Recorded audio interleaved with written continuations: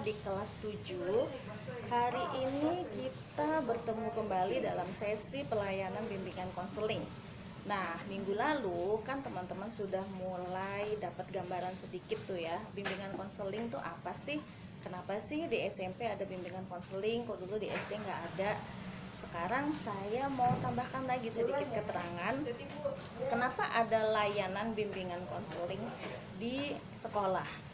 Layanan bimbingan konseling di sekolah ditujukan itu untuk membantu kalian mencapai potensi maksimal dari diri kalian masing-masing, baik dari sisi akademis maupun non akademis. Karena kadang-kadang kita ini bukannya nggak pinter, kita ini bukannya nggak bisa ngerjain pelajaran-pelajaran akademis, tapi seringkali ada faktor-faktor di luar akademis, di luar pelajaran yang mempengaruhi pencapaian kita di mata pelajaran di sisi akademis. Misalnya kayak gini nih, misalnya dalam forum diskusi mata pelajaran IPS umpamanya, guru IPS mengadakan diskusi tentang suatu tema.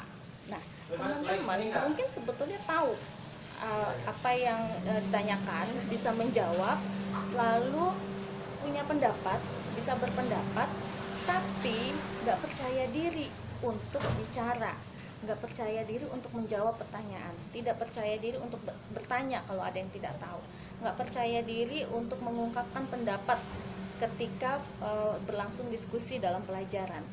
Nah, akhirnya hal-hal seperti ini itu bisa mempengaruhi nilai kalian di rapot. Misalnya nilainya jadi berkurang karena penampilan kalian tidak maksimal dalam sesi diskusi. Hal-hal yang seperti itu. Atau nah itu jadi pertanyaan kan, kenapa sih kok aku nggak pede ya untuk jawab, kenapa sih aku nggak bisa bicara, padahal lihat temanku yang lain santai aja bicaranya. Nah, di situ BK bisa memberi bantuan ke teman-teman supaya mencari tahu penyebabnya dan bagaimana cara mengatasinya. Kita akan mencari bersama, BK akan membantu kalian. Atau ada hal-hal seperti yang kalian tidak masalah dengan pelajarannya, asik-asik aja, menguasai, mengerti, memahami, bisa mengerjakan semua tugas.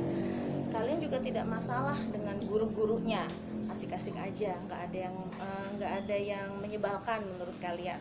Nggak masalah juga dengan peraturan sekolah. Tapi mungkin dari sisi sosial, mungkin ada masalah pertemanan dengan teman sekelas atau teman yang lain kelas, sehingga membuat kalian nggak nyaman datang ke sekolah, sehingga membuat kalian males deh rasanya ke sekolah, males ketemu dia lagi, aku nggak pengen ketemu sama dia. Akhirnya cari-cari alasan sakit lah, alasan ke orang tua, nggak enak badan lah, pusing lah, sakit gigi dan sebagainya. Sehingga gimana caranya supaya aku nggak usah masuk sekolah nih, padahal dari sisi pelajaran dan guru-guru nggak ada masalah, ternyata kalian punya masalah dengan lingkup pertemanan kalian. Hal-hal seperti itu bisa mempengaruhi performa kalian, mempengaruhi pencapaian kalian secara akademis, hingga pada akhirnya mempengaruhi nilai yang kalian peroleh di raport. Ini yang sisi non akademis yang akan dibantu oleh BK untuk teman-teman mengatasi hal-hal yang seperti itu. Banyak lagi kejadiannya yang lain-lain.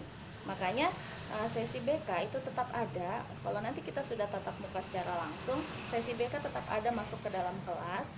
Kita ada materi-materi BK itu untuk membuat teman-teman lebih mengenal diri sendiri, lebih mengenal potensi diri sendiri, lebih mengenal sifat dan karakter diri sendiri, juga karakter teman-teman sekelas, sehingga potensi masalah atau konflik yang seperti itu bisa dikurangi atau dihindari sama sekali. Oke, sampai sini dulu materi BK hari ini. Minggu depan kita akan berlanjut ke materi BK yang lain dengan tips and trik yang lain, bagaimana sih kita bisa merasa nyaman, merasa bahagia ada di sekolah. BK siap membantu kalian. Assalamualaikum warahmatullahi wabarakatuh.